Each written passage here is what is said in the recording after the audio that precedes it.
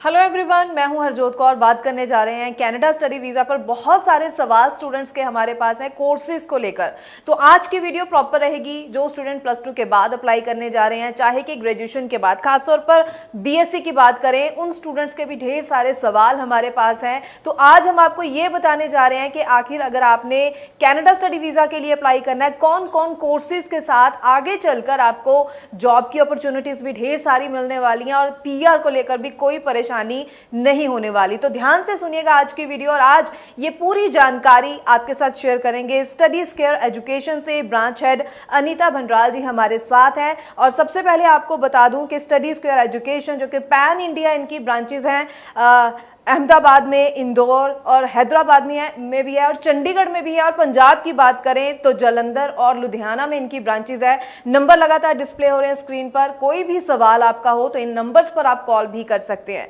अनीता जी, बहुत बहुत स्वागत है आपका। Thank you so much ma'am.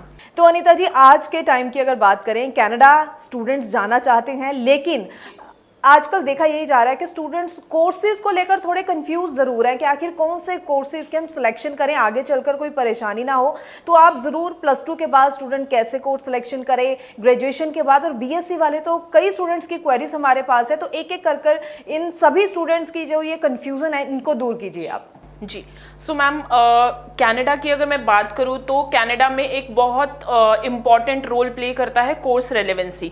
और कनाडा में जो वीज़ा की जो प्रोडक्शन है वो भी कोर्स रेलेवेंसी पे डिपेंडेंट है। दैट मीन्स अगर आपने कोई भी कोर्स, आपने जो भी इंडिया में सब्जेक्ट पढ़ा है, आपका जो कोर्स है वो उसके बिल्कुल रेलेवेंट होना चाहिए। अब उस चीज़ में स्टूडेंट्स एंड में भी कुछ कंसल्टेंट्स क्या गलती कर लेते हैं, रेलेवेंसी के चक्कर में वो 100% रेलेवेंसी में चले जाते हैं। तो कनाडा का हमेशा एक कंसर्न होता है, अगर आपने कभी रिफ्यूज़ल भी कनाडा का देखा हो तो एक बहुत सा जेनेरिक सा उनका रिवर्ट होता है कि आपकी जो प्रोफाइल है वो एप्रोप्रिएट नहीं है, you may try next time. So उस चीज़ का मतलब ये है कि हमें ये देखना है कि सबसे पहला जो इम्पैक्ट है that is the course relevancy. Let suppose अगर मैं बात करूं प्रोफाइल वाइज, अगर मैं बात करूं, लेट सपोज अगर किसी स्टूडेंट ने 12th किया है और उसने 12th नॉन मेडिकल से किया है, तो मेजर सब्जेक्ट्स हमें उठाने होते हैं कि मेजर सब्जेक्ट्स कौन कौन से हैं। तो अगर मैं मेजर सब्जेक्ट्स की बात करूं तो हर सब्जेक्ट का कुछ ना कुछ मीनिंग होता है। कनेडियन एजुकेशन के साथ उनकी रेलेवेंसी का कुछ ना कुछ एक मीनिंग होता है। तो अगर स्टूडेंट ने 12th किया है तो मेजरली उसने इंडिया में पढ़ा होगा नॉन मेडिकल के साथ फिजिक्स, केमिस्ट्री एंड मैथमेटिक्स। तो अगर हमें बहुत नॉर्मल फंडा है कोर्स को रेलेवेंसी में लेके आने का, कोर्स को कैसे हम रेलेवेंसी में दिखाएं, उसका एक बहुत नॉर्मल प्रोसेस है। लेट सपोज किसी स्टूडेंट के इन तीनों सब्जेक्ट्स में से जहां पे भी सबसे अच्छे स्कोर्स उसके आए हैं उसी के ही रेलेवेंट के प्रोग्राम में वो जाए। लेट सपोज अगर किसी स्टूडेंट के 12th के मैथमेटिक्स में अच्छे मार्क्स हैं, दैट मीन्स 65% अबव, तो स्टूडेंट को जो कोर्स सेलेक्ट करना चाहिए that should be related to the computers. अब स्टूडेंट्स इसमें भी बहुत ज़्यादा कंफ्यूज होते हैं क्योंकि उन्हें लगता है कि 12th में हमने एक एडिशनल सब्जेक्ट कंप्यूटर्स रखा था, तो मे बी हम 12th कनाडा में जाके कंप्यूटर्स का प्रोग्राम कर सकते हैं। लेकिन हमें ये जानना बहुत ज़्यादा ज़रूरी होगा कि 12th में जो रिलेशन होता है वो मैथमेटिक्स प्लस कंप्यूटर का होता है। तो if you are good in 12th mathematics then you should go to the program related to the computers. अब 12th के बाद जो कंप्यूटर्स के प्रोग्राम रहते हैं कनाडा में वो 3 तरह के रहते हैं। एक आता है कंप्यूटर सिस्टम टेक्नीशियन, दूसरा आता है कंप्यूटर प्रोग्रामर, तीसरा आता है कंप्यूटर इंजीनियरिंग टेक्नीशियन। इन तीनों ही प्रोग्राम देखने में आपको लगेंगे कि ये बहुत कॉमन, बहुत नॉर्मल और मे बी हमारी प्रोफाइल से बिल्कुल रेलेवेंट होते हैं। इसमें भी इसका भी एक लॉजिक है कि लेट सपोज अगर आप 12th के मैथमेटिक्स में 80% अबव मार्क्स कर रहे हैं तो आपको कंप्यूटर प्रोग्रामर या फिर कंप्यूटर इंजीनियरिंग टेक्नीशियन की तरफ जाना चाहिए, because you are good in mathematics, क्योंकि वो पूरा आपका न्यूमेरिकल के साथ आपका कोरिलेट होता है। If you are average in mathematics, that means if you are scoring somewhere 55 to 70%, then you should opt for the computer system technician. So this is the way how we can assess your profile.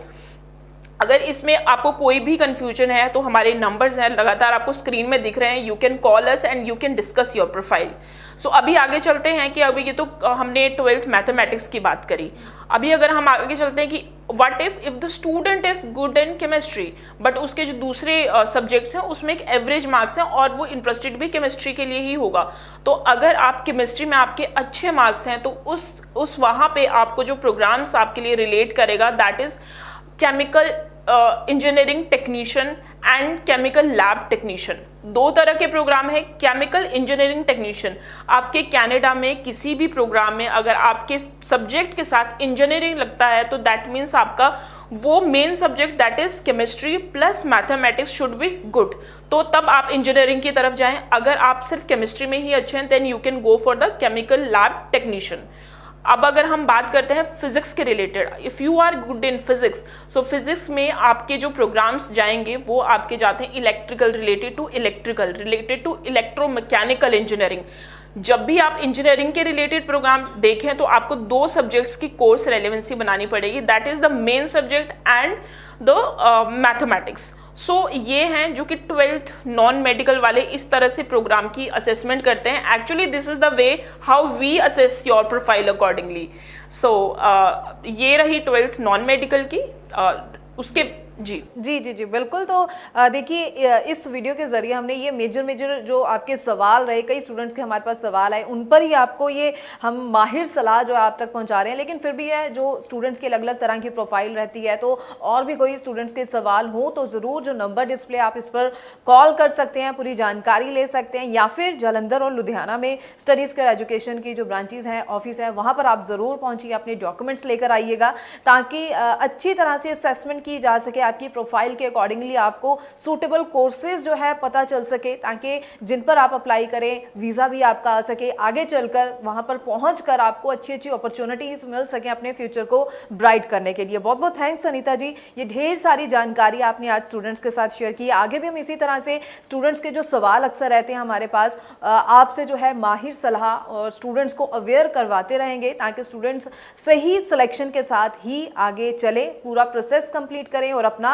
Study visa हासिल कर सके। बहुत बहुत thanks एक बार फिर से अनीता जी। और इसी के साथ मैं स्टूडेंट्स को फिर से कहना चाहूँगी, कोई भी सवाल है जो नंबर डिस्प्ले इस पर कॉल कीजिए और सही जानकारी के साथ ही आगे बढ़िए। फिलहाल के लिए दीजिए इजाज़त। Thank you so much. Thank you.